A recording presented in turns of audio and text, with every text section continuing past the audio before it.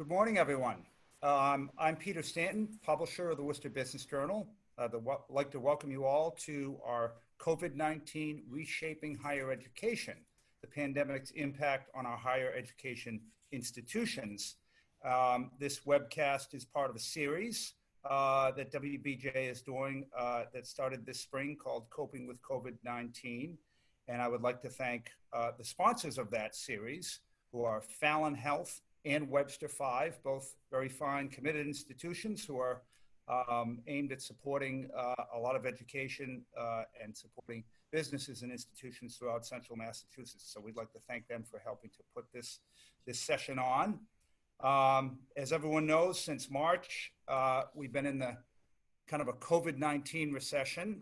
Unemployment's at record highs, and we had a quarterly GDP that was down in a stunning fashion. And that downturn provides both threats and opportunities for many sectors.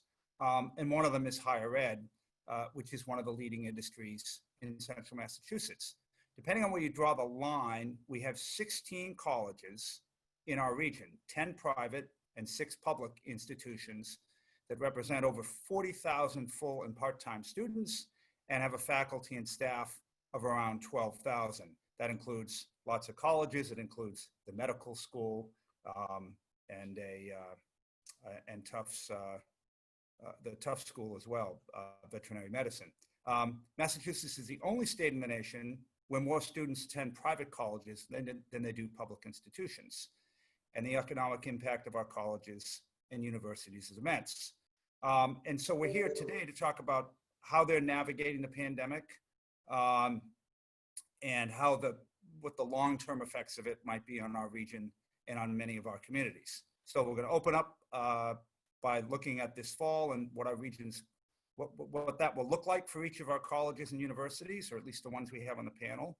What's changing on campus, what's changed on campus since the spring, and what schools have learned, and we'll also look at the long-term implications of the pandemic. So anyways, if you have a question during this session, please feel free to write it into the Q&A box. And as your moderator, I will be reviewing some of those questions and trying to integrate them into our Q&A part of our session. So we're going to start by introducing, I'm going to just say hello to all 4 of our panelists, and then we'll have each of them give some introductory remarks after I introduce each of them. So first, welcome to Dr. Susan West-Enkelmeyer, who is the president of Nichols College. Hey, Susan. Hi there. Thanks, Peter. Yep, and Barry Maloney, the president of Worcester State University, has also joined us. Good morning, Peter. Good morning, Peter. And Dr. Luis Pedraja, president of Quinsigamond Community College. Good morning. Morning. And we also have Paul Revel, who's the Francis Kepler Professor of Practice of Educational Policy and Administration at Harvard Graduate School of Education and a founding director of the Education Redesign Lab. Good morning, Paul. Good to be with you, Peter. Good to be with you. So why don't we start by asking Susan to share a few remarks and give us some context about sort of where things are at with Nichols as we get closer to the fall. All righty. Thank you. For those of you that might not know much about Nichols, we're in Dudley, Massachusetts, which is about 20 minutes south of Worcester. We're a private college. We have about 1,200 full-time undergrads. 80% of them are residential students, and about 300 graduate students in 4 different degree programs. Nichols was founded in 1815, so it has 200 plus years of history. And fortunately and unfortunately, we still have some of those buildings from that era. Since 80% of our undergraduate majors are in business, we're considered a business specialty school. This is my 10th year as president at Nichols, and I've had 30 years in higher ed. And I must say, this is the most interesting year yet out of all of those. We were on a great trajectory at Nichols until March, when on Friday, March 13th, it was a Friday, we announced we were going online and closing our residence halls. I also checked my calendar and realized that the next Friday, the 13th, is November. So I'm going to be looking carefully at what happens in November. But we are now working toward starting classes on August 26th, and it'll be in a online/blended fashion where some of the students will be in the classroom part of the week and the rest will be in class the other days of the week. Thanks. Terrific. Okay, thank you, Susan. And Luis, can you tell us what your approach is this fall at Quinsigamond? Well, we made the announcement early on in June that we were going to be primarily remote. There are a few classes that require hands-on components or practicums, a few labs. That's probably about 5% at most. And those, because of accreditation, because of limited requirements, we will do just that component, the hands-on in person. But when we looked at all the trends, when we looked at the predictions, we did not see a way that we could necessarily put our community at risk by not going, by trying to do in person and not go remote. All the trends indicated that, and it's a lot easier to plan to move to in person if need be than to sort of pivot back to a remote setting. So our plans were drafted so that we would have sufficient time to train everyone, to work with our student population, which are all commuters. There are mostly residents in the greater Worcester area. And generally, there's a lot of flow back and forth. So we, to help them plan and to help them get the resources they needed, the training, as well as to train our faculty, we wanted to give enough time. That prompted our decision to go remote early in the summer, or actually spring, I would say, in June, to make that decision to continue in a remote setting. Got it. And Barry, what about Worcester State? What does your strategy look like as of 11:30 on Tuesday morning? Thank you, Peter, for the question, and thanks for allowing me to participate in this panel. And for those on the call, I too will provide just a quick update in terms of who we are. Worcester State has been around since 1874, not quite as old as Susan, but certainly been around for quite a while, and founded originally as a normal school, and continue on with that tradition, with education being one of our largest majors. However, our largest major by enrollment today is business, and our fastest growing programs are all in the STEM fields, thanks to the Ghosh Science Center that was built in 2000. We are 6,000 students. If you count up our undergrad and graduate students, have at full capacity about 1,500 students living on campus, and over the past several years have been the only state university that has received ratings from both Standard & Poor's and Moody's. We maintained our A rating. Our recent Moody's rating took place in May, and then we received a review from EY Parthenon in June, which was part of a DHE program, or I should say review in June, which also gave us a favorable rating. But we, like my colleagues on the call, made the pivot in March and have been planning to bring back our students this fall. And about 20% of our students will be taking in-person classes, and the remaining 80% will be taking courses either in a blended format or fully online. Like my colleagues have mentioned, we have spent a lot of time since that pivot in March with making sure that not only our faculty are trained, but our students have become more well-versed in how to take distance learning classes, as that is one of the challenges of this time. So look forward to answering folks' questions about our pivot. I think we are feeling as confident as you can in these times, that we will be able to bring our students back in the fall. And I would say, Peter, that the feedback that we've had thus far from our students is that they do want to come back to campus. They really do. Mm-hmm. Understood. Terrific. Thanks, Barry. And Paul Revel, you've got you're not a college president here, but it's terrific to have you joining us, group. And you've spent a lot of time working not only studying higher ed, but obviously education at the K through 12 level as well. And the big broader question of going back to school. But what perspective can you give us on sort of this larger issue of higher ed and some of the issues that we're facing short term and long term?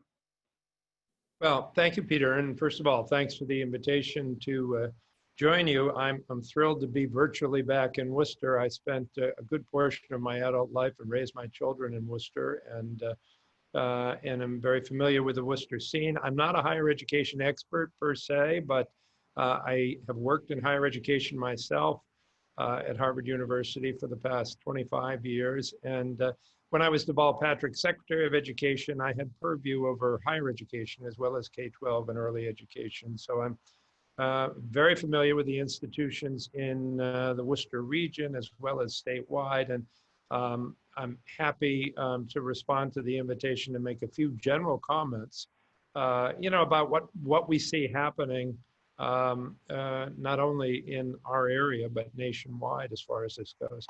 I guess the first thing to say, Peter, is that we're obviously in a crisis, and it's become almost a cliche, but it's nonetheless a truism that in a crisis of this magnitude, we have a health crisis, we have a economic crisis, we have a social justice crisis in this country ongoing right now. The dangers are obvious to all of us. We live with them day to day. We've had to change our lives in so many respects to respond to the dangers. There are also opportunities, and we'll get to those once we deal with how we cope with the danger first. But there are opportunities in this for changes that could alter the shape of higher education, for example. There are possibilities for transformative changes. Next, please. Talking about uncertainty, the picture is literally changing overnight. I just actually updated this slide an hour ago because I had submitted a slide last Friday and the numbers were somewhat different, significantly different in some categories just over the weekend. I know you've read in the paper that Holy Cross has decided to go online. My friend Kathy McCartney, president of Smith College, announced last Thursday in the spirit of sort of community civic purpose that she was going to move Smith to online. Shortly thereafter, UMass, with 15,000 students, decided to go online, as did Mount Holyoke College. So things are changing and trending. The primarily online figure that you see in this chart of 25% has been growing recently. The primarily in-person has been shrinking. And worth noting in terms of the uncertainty of all this is the to be determined, the TBD slide, which is at 26%.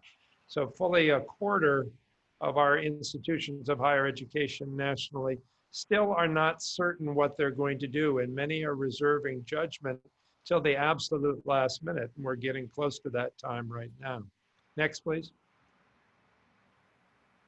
Here's a kind of scattergram showing nationally, and I realize it's probably difficult to see, but the dark green is fully in person, somewhat lighter green is primarily in person, orange is hybrid, and then you see blue fully online, turquoise primarily online, the gray is TBD.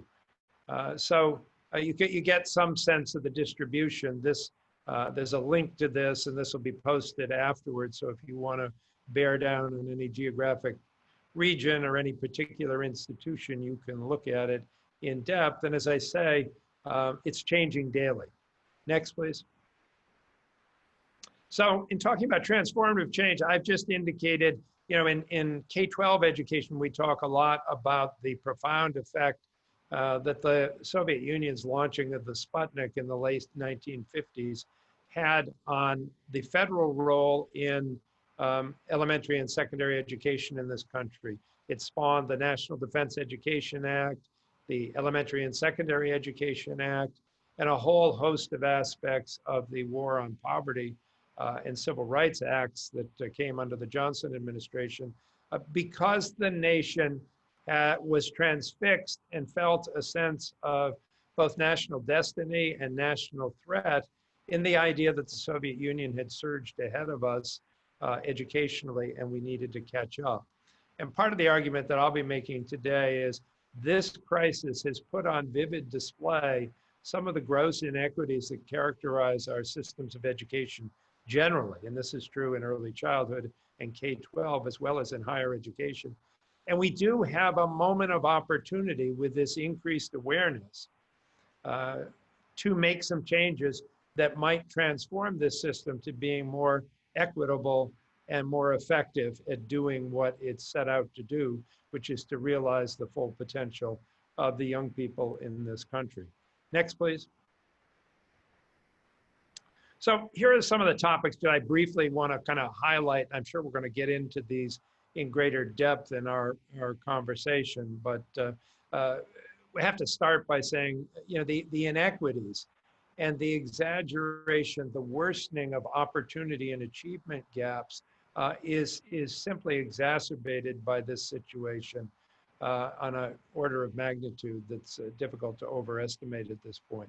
There's a disproportionate impact, especially on communities of color, Black, Latino, and low-income communities in particular, feel disproportionately the impact of the disease, the impact of the economic consequences of this disease, from lost jobs to lost income and things of this nature, and the social justice dimensions that are being highlighted in our society today. We have evidence already. USC has done some studies on this, of students falling away because they either cannot afford their tuition bills, or they're to support their costs while they're learning, the opportunity costs that go along with this, or they're afraid that they can't support it. They might actually, if they'd approach the institutions, find that help was available, but many are getting discouraged and reducing actually the number of courses that they plan to take, or withdrawing altogether. Many of these students at the same time, as we shift to online, are less prepared, you know, with internet access and the right ed tech kinds of equipment to work from home. So there is a disproportionate impact in the pandemic overall, and as it applies to education at every level. And educators in higher education are being challenged to respond to that in a variety of ways.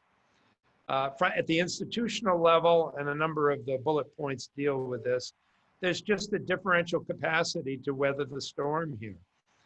Resilience really equals or is directly correlated with the amount of resources that are at your disposal. And the richer institutions have a better chance of survival because they have more resilience to weather the storm of you know, reduced revenues and increased costs that come along with this. So those with endowments do well. Those who have online capacity, we've had a sudden shift virtually overnight. Susan talked about March 13th, and virtually overnight, many of our institutions all across the education spectrum shifted into the world of online education. Now, some of the institutions in higher education were well prepared and already deeply engaged in online education. Others had only kind of a minimal engagement with it. Very few were all online and had all their faculty up to speed, and everybody with the tools and the access they needed to do this from at home. So a somewhat reluctant industry. I mean, in education, generally speaking, we've been behind business and medicine in the adoption of technology to advance our sector. Virtually overnight, we were catapulted into a new era and had to adjust. Those that were more advanced in online education were going to do better. The institutions that are more tuition dependent are more vulnerable.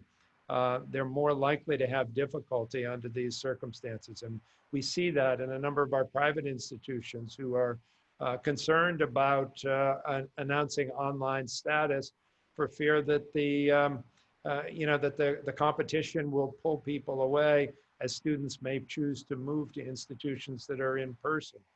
So they're subject to enrollment declines and things of that nature. There are added cost factors that raise the cost calculations for all of our institutions, from the appropriate PPE to the spacing that needs to be done, to various transportation issues, to international students. We at the Harvard Graduate School of Education, 1/3 of our students come from abroad.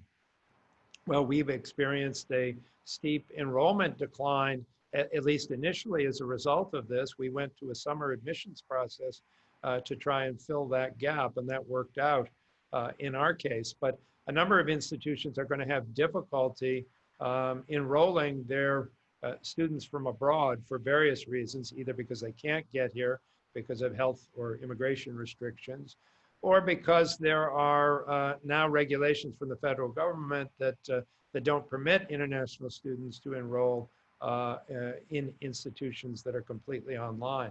So there are major challenges there. Costs are up in general in our institutions, and revenues are down. Student vulnerability, well, we've already talked about that a little bit, so I won't belabor it, but there's obvious financial vulnerability and the learning opportunities and supports at home. We've touched upon, those continue to be a factor.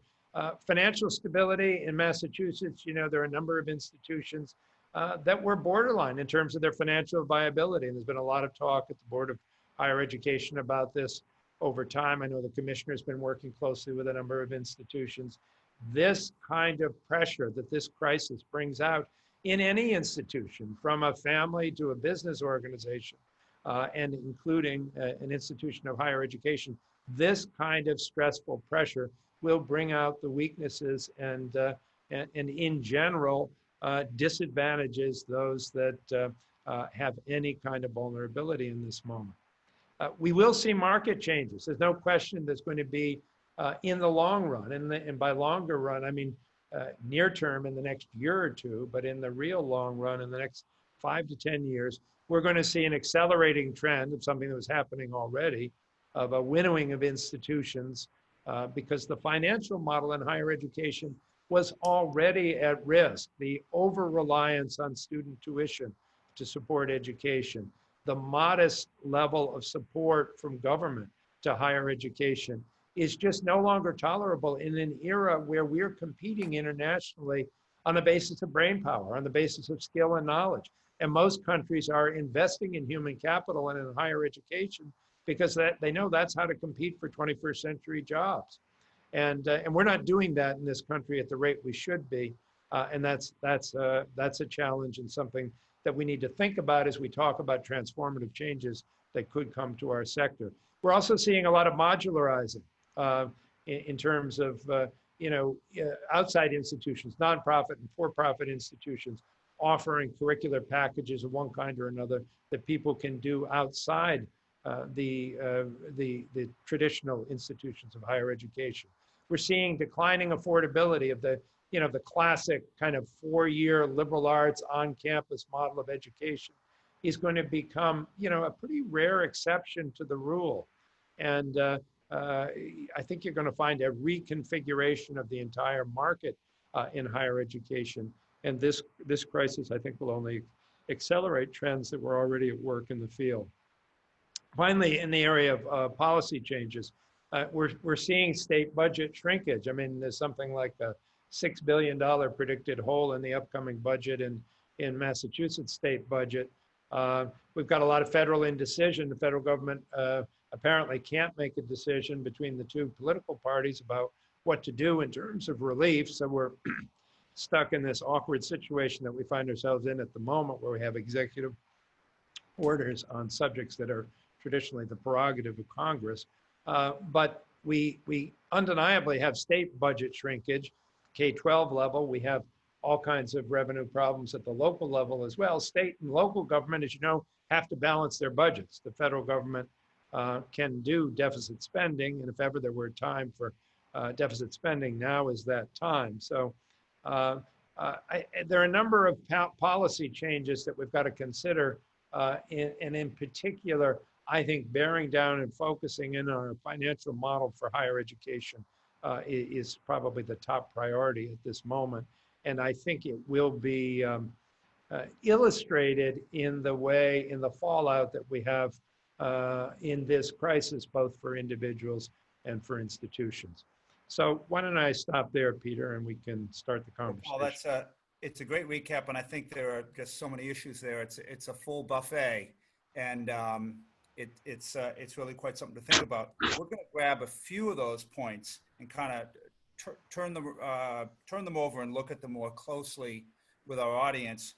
Kind of starting with, I would say, the online learning. And Paul, you had mentioned, and we had talked about in one of our earlier sessions, we've got schools like Southern New Hampshire University, right, who have kind of really been spending a lot of time mastering the online model. So I guess one question is, what has been the learning curve on your campus with online learning, especially, I would say, with faculty, student readiness? And how do you see this as something that's going to stick in your institution, post-pandemic? Is this an area where you can really gain traction, and how do you make that a better experience for students? And whoever wants to address that first, raise a finger, and I'll be happy to start out because our demographics are different than in some other institutions. So we got about 7,300 students who are about half of them are part-time students, and most of them are working adults. They're in the community. Some are single parents and have other challenges. So before the pandemic, we had about between 20 and 30% of our classes were available online. And we had the capacity to train our students. So we did a robust training to transition to remote. The challenge for us is on the side of the student population because of the demographics we serve. 40% are underrepresented minorities, they're low income. Access to the internet was a challenge. We had to get computers out, hotspots to the students. Some of them did not have the experience always to be able to work on an online modality. So we had to do a lot more wraparound, robust services to help the students adapt to the setting. With that said, we were able to retain the bulk of our students and help them finish the semester. And we've been increasing our capacity in assisting those students, again, through finding scholarship money or aid to get laptops, hotspots for them, having a phone bank to support them, as well as tutoring online, registration online, and other capacities. And our Center for Academic Excellence has been working not just with our faculty, but we've been working on modalities to help train the students to prepare for it and to engage. Because my biggest concern is that most studies showed that low income and underrepresented minorities don't tend to do as well in online. Part of it is their capacity issues of having access to online. Part of it is just the challenges of life, management, time management, having to deal with children in the household, multi-generation households, small spaces, and that presents the challenge. So far, in all of our analysis, it looks like we've been successful at it. So our faculty was better prepared in advance, and I think they've done an excellent job in pivoting to the online. I think we've done very well to support our students, but it's a continual process of making sure they have not just the equipment, but the supports they need to succeed in an online environment. With that said, I think we're learning a lot about what we can adapt for the future. How we can, that training that the faculty have had is raising the comfort level. The students are having a greater comfort level. K-12 being online also means that the pipeline will have a greater comfort level. So we're using that and looking at some flexibility from support services with tutoring and with advising and registration and other pieces being online. That helps us give flexibility to students who might have not been able to enroll because of jobs, getting to campus, schedules. This gives them a lot more options for them, even with childcare as the schools go to online. It gives them more capacity to do that. And we've seen it in a flip. Typically, our head count is higher than our full-time enrollment or the credit hours they're taking. This time it's flipped. We have higher credit hours than the headcount. I think they're taking advantage of it to be able to get as many courses in while we're in this modality. Got it. Susan, what does that online learning curve look like at Nichols?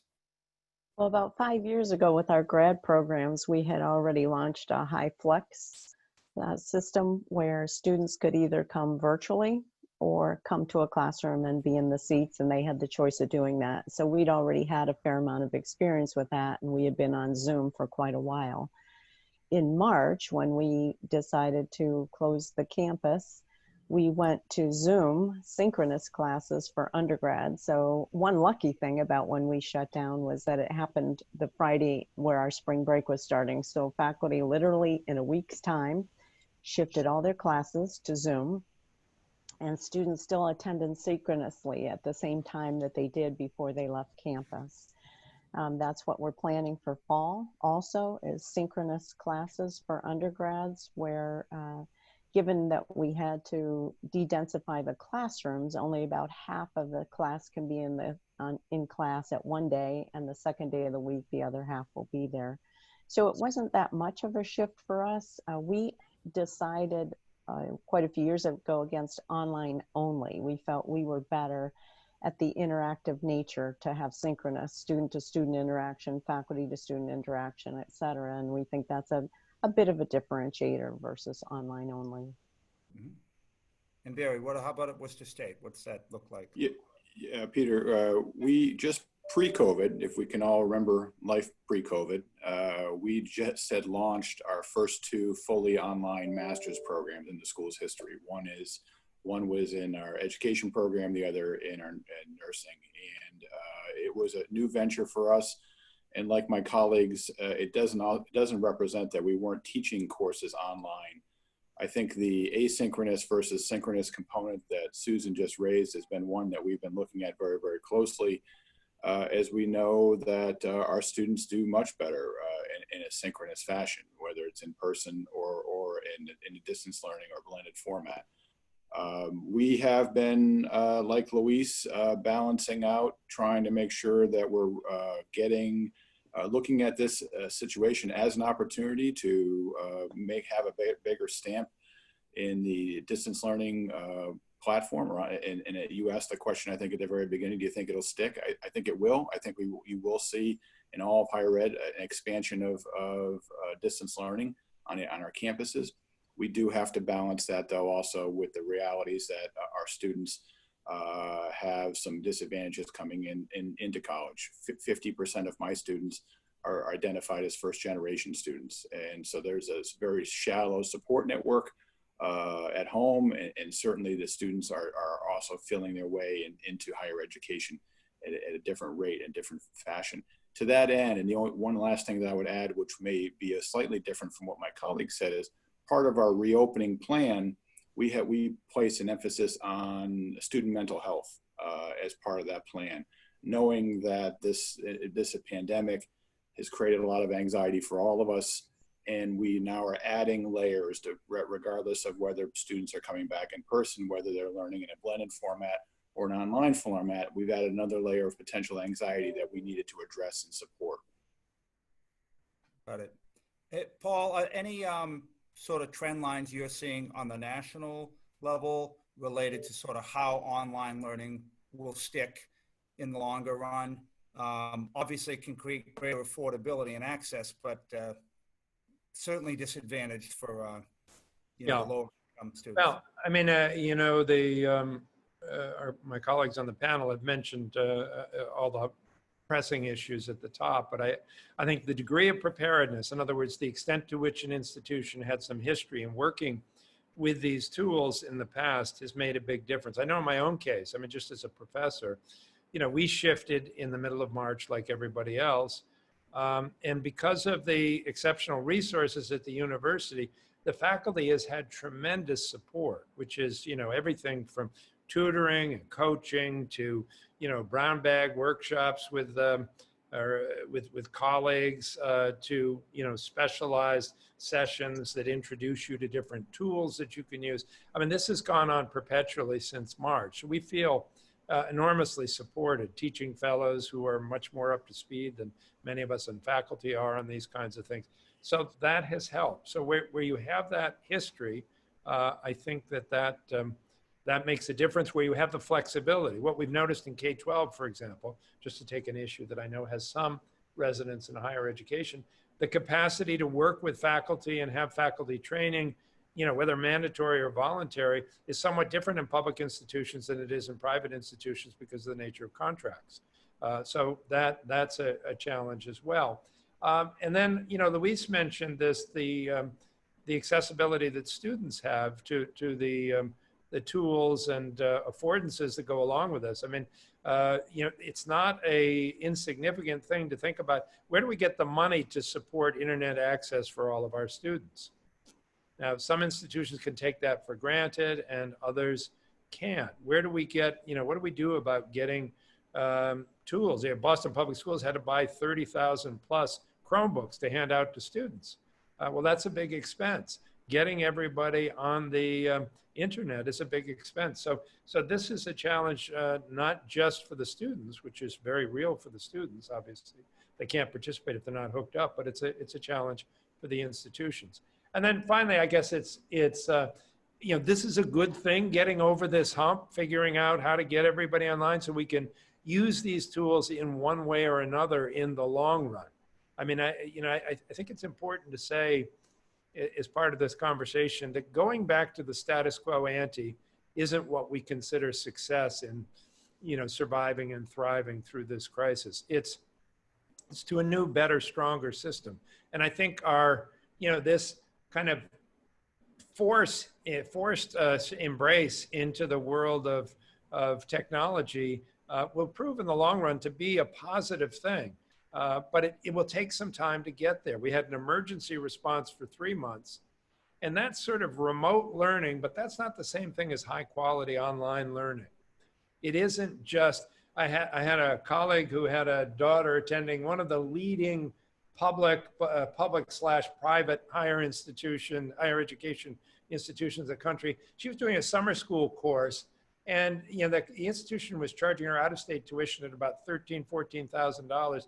And basically it was a tape of a professor, a series of lectures that happened last summer with a little quiz at the end of each one.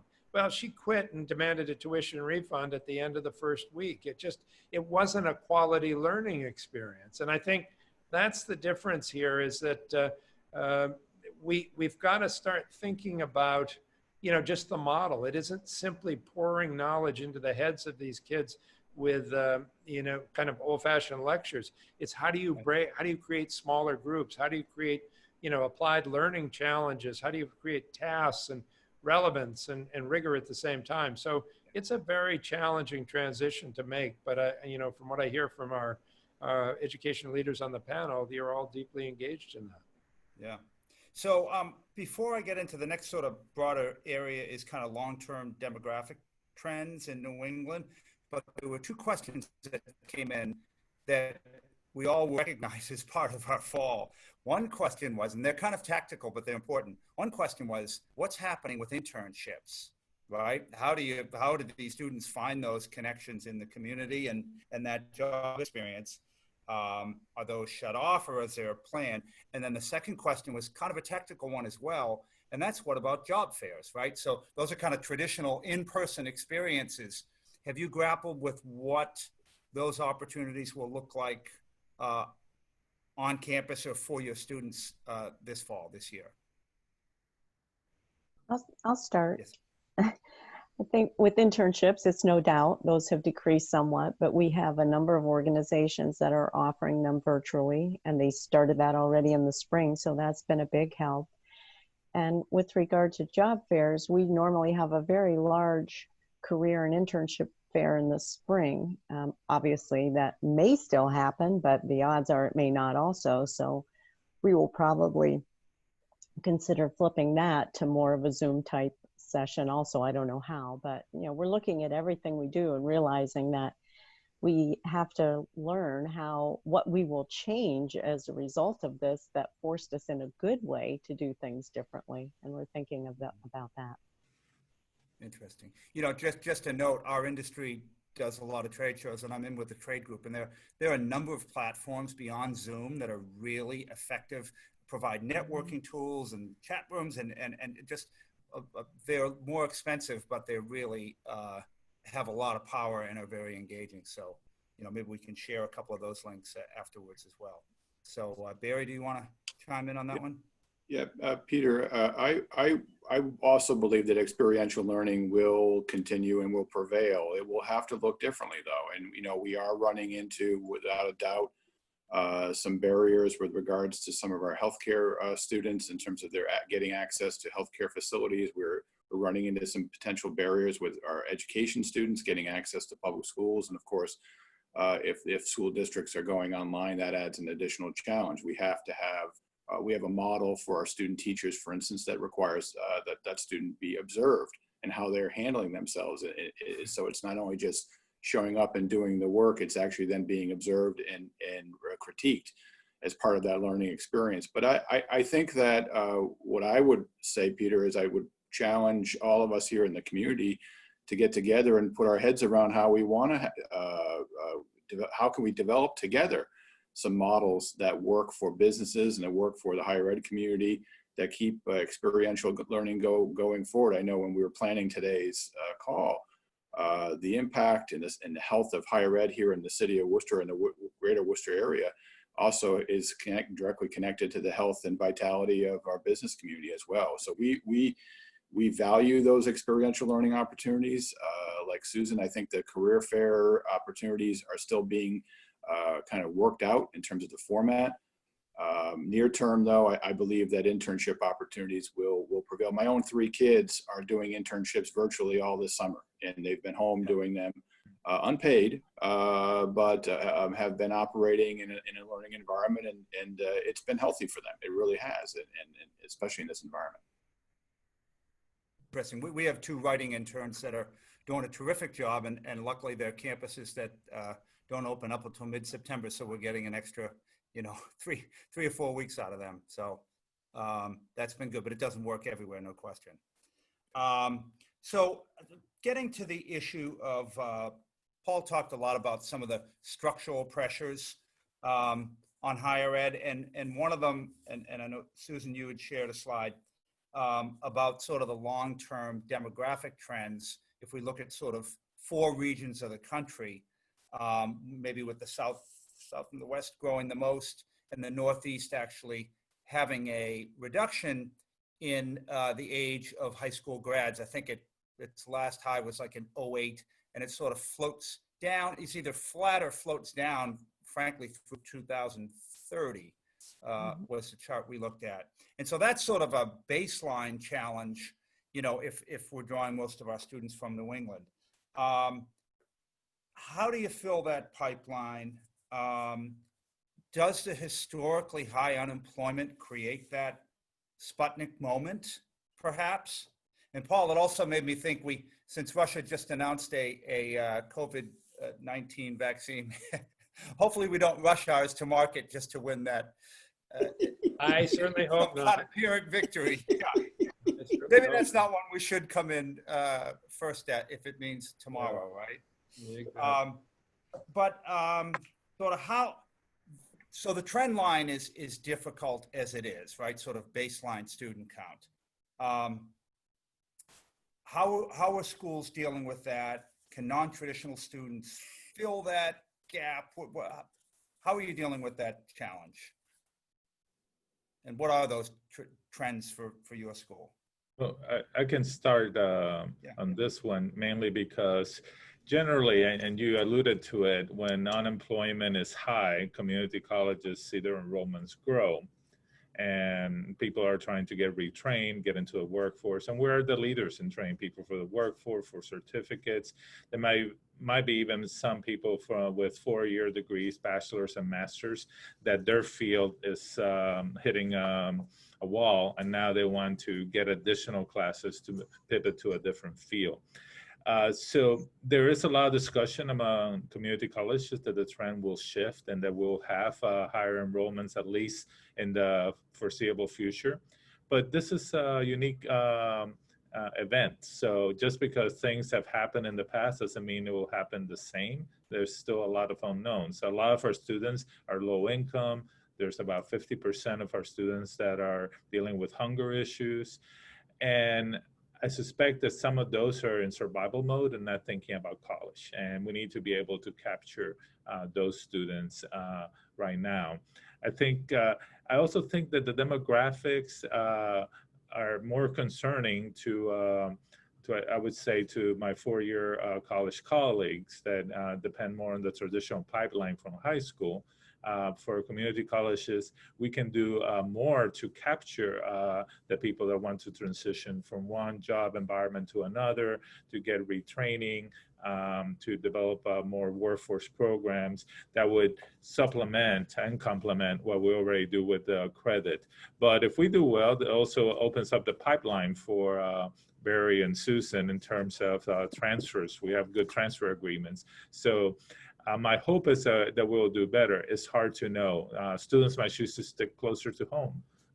With online, we might get a different set of pool of students that we would not have access to, but we also get a new set of competitors that might not have had access to our students in the past. So there's a lot of things that concern me about the demographics, but I do not think it's an unsurmountable issue. I think if we shift our models and our approach and the kind of students that we serve and how we serve them, we can do well. And before the pandemic hit, QCC was pretty much stable in enrollment for the last year or so.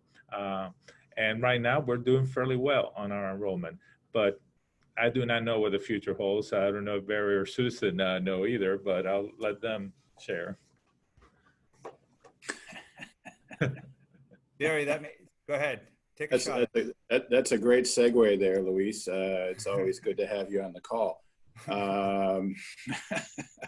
I would say that I'd go back and say that all three of us have challenges relative to the demographics. I'm going to go back for a second and look at pre-COVID life for a minute. We at Worcester State I think have been benefited by working very hard at retaining our students at a higher clip, really focusing on making sure that students see completion as part of the strategy.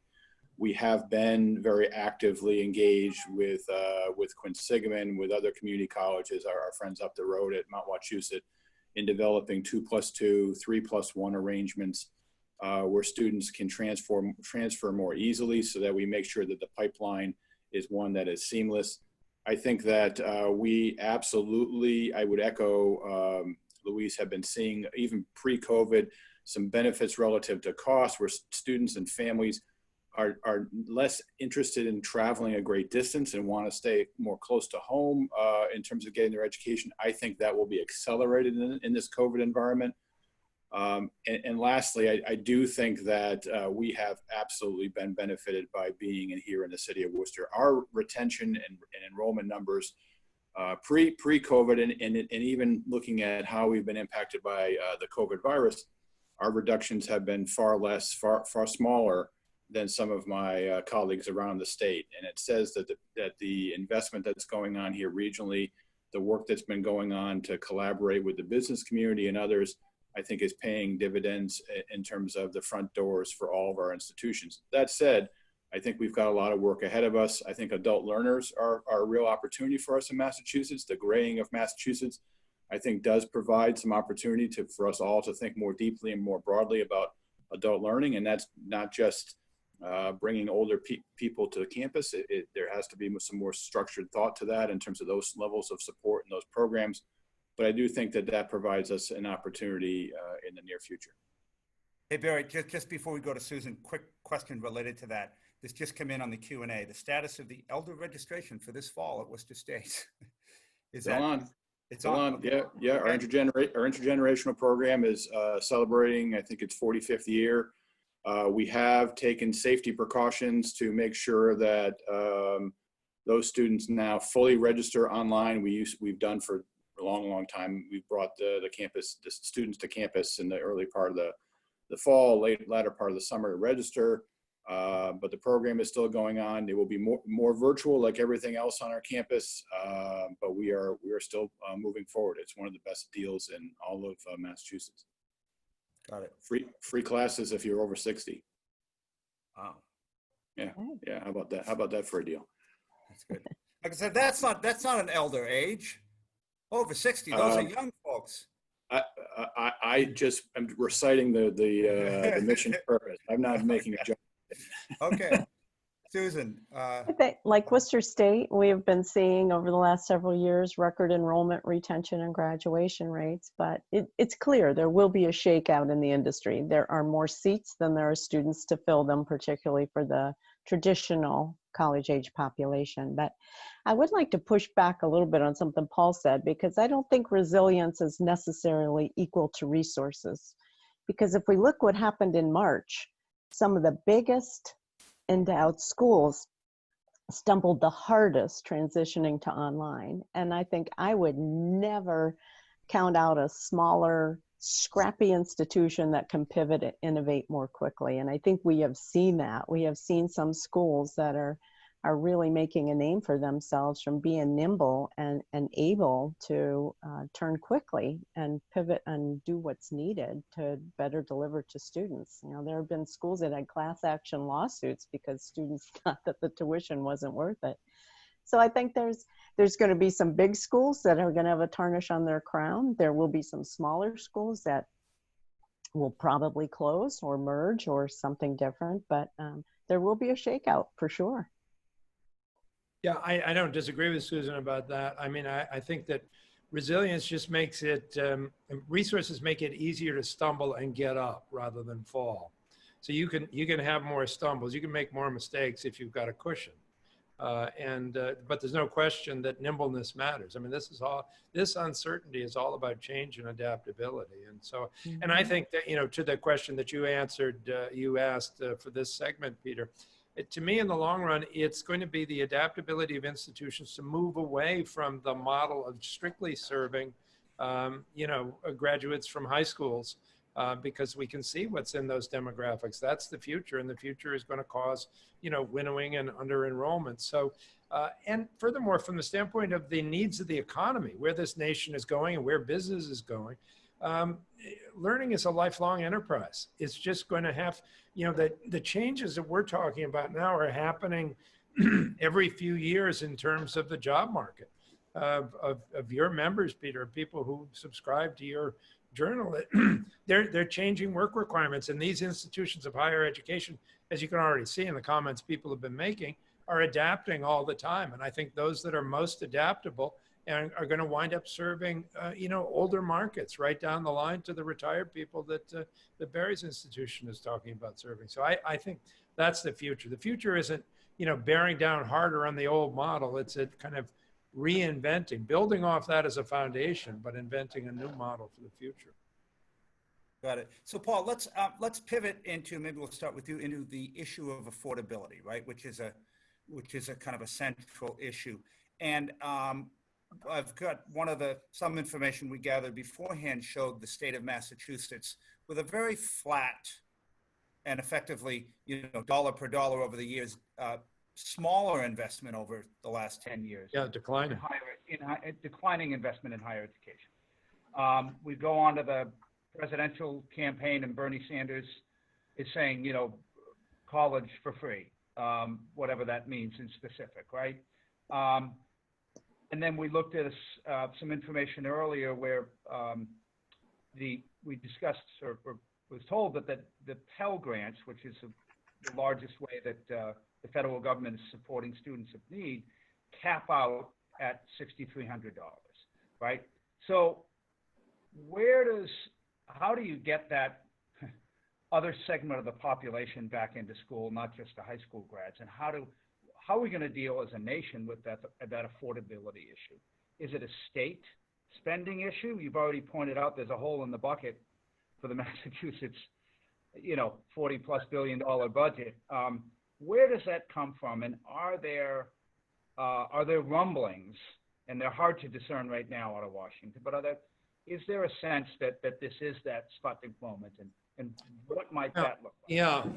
I mean, I think so. If you even look at the Democratic platform relative to higher education now, it incorporates not everything that Bernie Sanders stood for, but some significant portion of what he was talking about. And I think that's just the fact that we had a major candidate.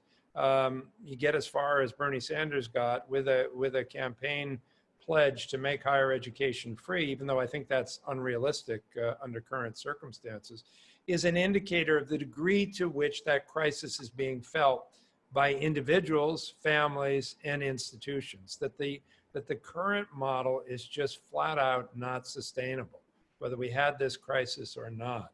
It was coming to an end that we could do business in that way. So I think it's less about how we deliver it. If we deliver it through state aid to institutions or state aid or federal aid to individuals, I mean, we've got to resolve that, and that's a heated debate that we will have over time.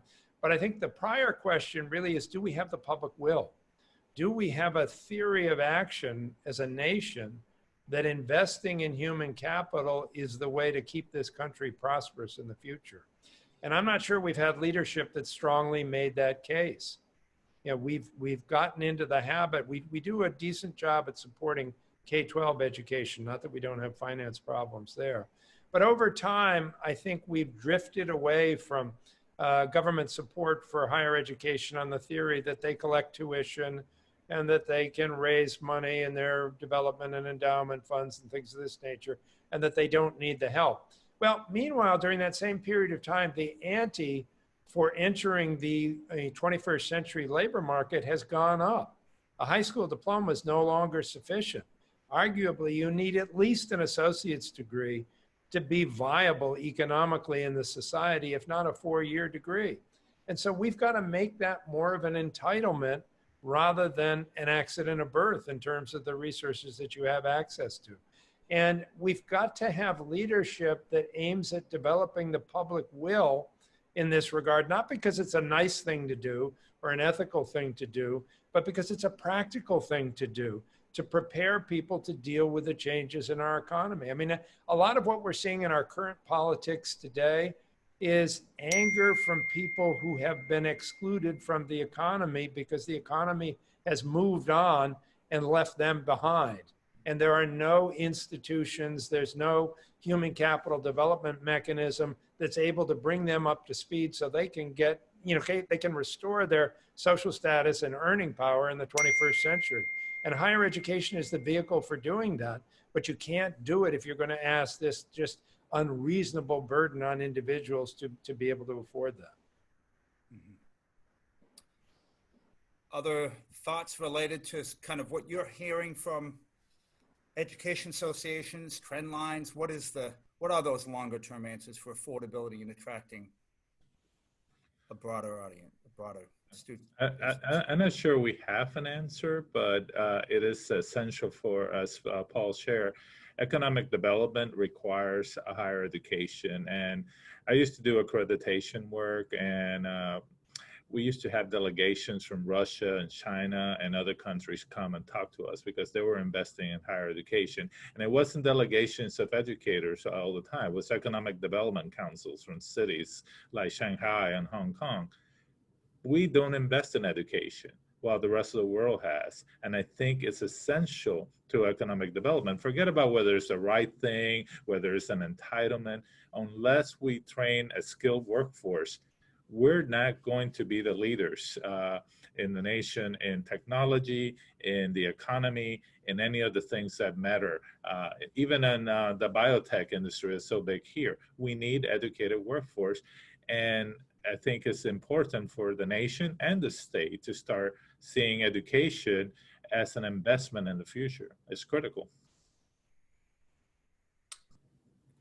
Yeah, Peter, I don't have much else to add. My colleagues stated that very nicely. I do think that I would drill down on one of the things that Paul mentioned, which is I think the K through 16 model that we currently have really needs to be examined more closely. I think that model and how degrees and certificates and credentials are carved up is a dated model unto itself. And I think our students and our businesses are looking at different types of credentialing to help propel a business forward, to help propel an individual's life forward in ways that we're just trying to catch up with now. I also think that we've talked on this call in terms of the collaboration that we've done across 2-year and 4-year institutions. I think that needs to continue and grow. But I know that we also need to continue to collaborate between higher ed and K-12 in ways that we're getting students college credits before they finish high school. Again, I'm a end user of AP credits at a personal level, but I think even that model is worth revisiting and revamping. It's a very elite model. It excludes certain populations. And to Paul's point, I think the frustrations that we're seeing in our society are really born by people feeling that they're being isolated, they're being left behind. And I think what we're trying to do, I think all of us here on this call, is trying to provide, whether it's at a private institution or public institutions, greater access for this region. And the only way we can do that is getting more students involved in college credits, college readiness at an early age. And it may not be, I want to be clear here, that we're all saying that everyone has to earn a bachelor's degree. And I think that was once the call in our country. I think what we're saying is, let's take a look at the credentialing. Let's start to provide different levels of value on different credentials and think about ways that we reach into the buckets where students get more exposure, families get more exposure to these types of learning environments earlier. Mm-hmm. I would just like to quickly add that I think we can do, to build on what Barry said, do more to blur the lines between K-12 and higher ed through things like dual enrollment, which then helps students to get their degree completion a lot quicker. And then as a nation, we must do better by low-income students. The Pell Grant is just simply not even reasonable for very low-income families, and it puts a burden on them that they just literally cannot afford or sustain, and many of them end up dropping out because they can't find a financial path to graduation, and that's inexcusable. Well,